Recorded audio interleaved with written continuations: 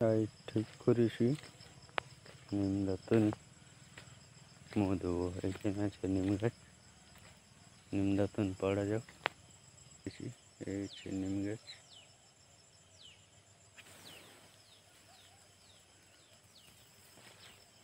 এই হাতে আছে নিম দাতুন। এবারে এটা দিয়ে দাঁত মাজা হবে। চলে এসেছি বাঁধ মধুতে।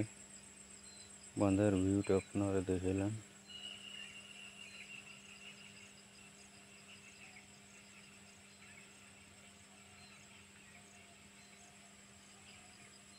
যেন ফুটেছে কাশি।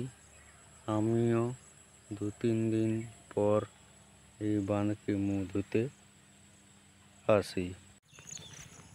মধু হয়ে গেছে, এবারে ঘর যাচ্ছি। এই হচ্ছে বুড়া সাইকেল আসিস মধুতে বাঁধকে।